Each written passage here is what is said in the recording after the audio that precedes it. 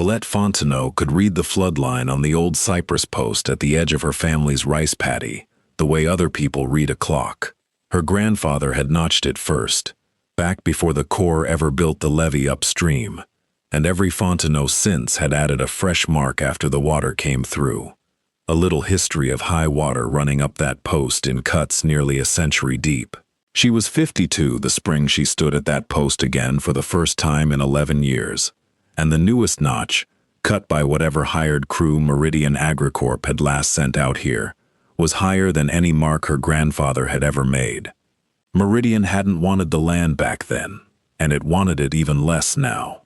The corporation had bought up most of the rice ground along this stretch of Vermilion Parish 15 years earlier, folding small family paddies into one long, flat corporate operation, stitched together by leased pumps and shared canals. In the growing season, the whole tract used to shimmer silver-green under an egret-thick sky, water standing calf-deep between the levees, while airboats and grain trucks worked opposite ends of the same field, and in the fall, after harvest, the same paddies flooded shallow again, for the second act every rice farmer in this parish knew by heart. Crawfish, trapped by the thousand out of the same water that had grown the rice.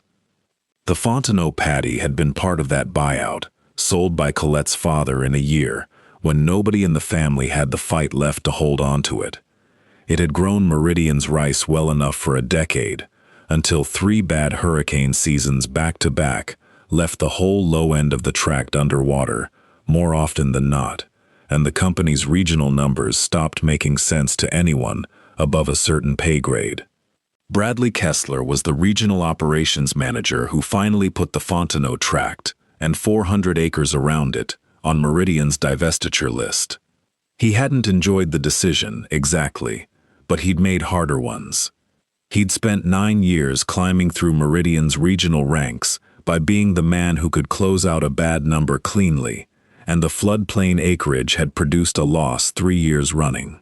The actuarial models Meridian's insurers used were pricing flood risk higher every renewal. Corporate wanted the write-off cleared before the fiscal year closed, and Bradley had a spreadsheet with 40 other line items competing for his attention that same quarter. Selling it back at pennies on the dollar to whoever still wanted floodplain rice ground wasn't a hard call from where he sat. It was simple math, done under a deadline, on a spreadsheet that had no line item for a cypress post with a century of notches on it, and no column at all for what the compliance department 3 floors up might have already started filing on the same acreage. Colette bought the Fontenot tract back for $11,000. A fraction of what her father had been paid to give it up, and moved a rented pump and a used tractor onto ground she'd grown up walking barefoot. Her neighbors mostly thought she was buying back a headache along with the family name. Floodplain rice was a gamble even in a good year, and everyone in the parish had watched Meridian's own agronomists walk away from this exact ground shaking their heads. What Colette didn't find until her second week clearing out the old equipment shed left standing on the property was a battered green filing cabinet Meridian's crew had never bothered to haul off. Most of the drawers held nothing but old maintenance logs, but the bottom drawer held a thin folder stamped with a state environmental agency's letterhead, dated less than a year before the sale closed.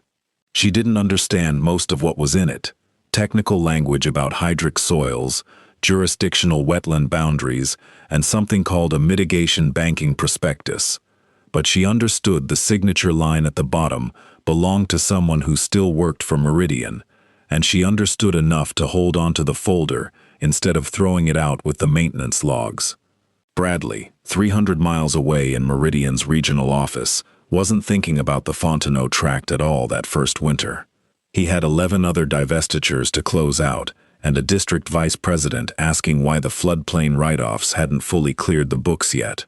It wasn't until an email chain resurfaced in February, forwarded from Meridian's Environmental Compliance Division, that the tract crossed his desk again, and what it said made him go back through 18 months of his own file history, looking for the piece he'd missed.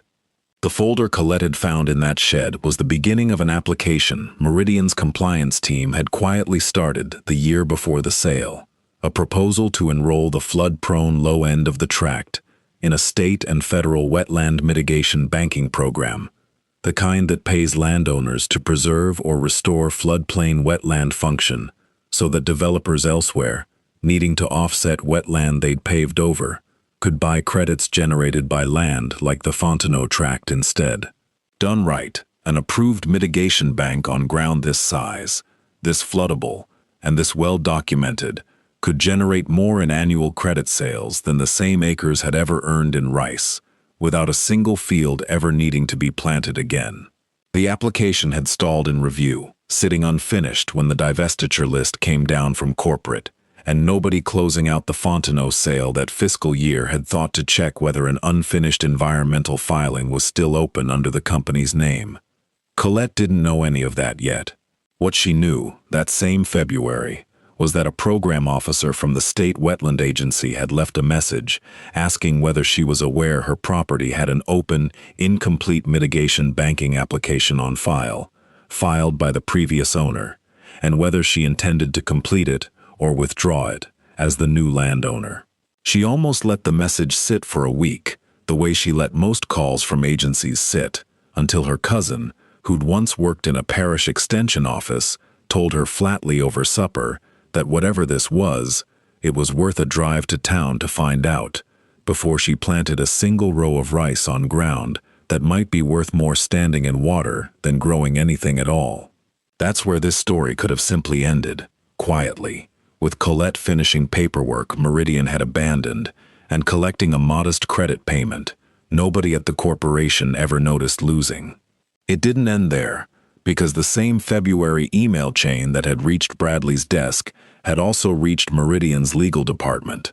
and legal wasn't inclined to let an asset that valuable walk out the door over a filing deadline nobody remembered to track. By March, Colette had a letter from Meridian's attorneys asserting that the mitigation application, having been initiated under Meridian's ownership and using data Meridian's own environmental consultants had gathered at Meridian's expense,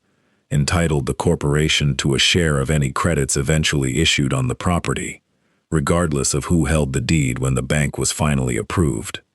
Colette, for the first time since she'd bought the place back, found herself sitting across a folding table from Bradley Kessler himself, the same man who'd signed off on selling her family's floodplain ground for pennies on the dollar the year before, now explaining why his company deserved a cut of whatever that same ground turned out to be worth. Bradley didn't enjoy that meeting any more than he'd enjoyed the divestiture spreadsheet. He'd built his career on numbers that made sense, and there was nothing tidy about explaining to a landowner that the company that had written her family's ground off as a flood liability now wanted partial credit for a program it had never finished applying for. Colette's answer was simpler than any of the legal language in the letter. The data had been gathered on land Meridian no longer owned, filed under an application Meridian had let lapse, on soil that had been flooding and rebuilding itself long before any corporation's name ever appeared on a deed to it. She'd finished the paperwork herself, under her own name, and let the agency decide whose signature actually mattered.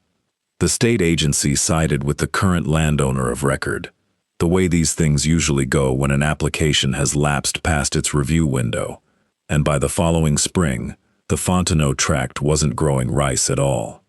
It was fully enrolled as an approved wetland mitigation bank, its floodline, the same one notched into that cypress post for 100 years, now the very feature developers 2 parishes over were paying to offset against. The credit payments that started arriving that spring were modest compared to what a mitigation bank of this size could eventually generate once the full acreage came online.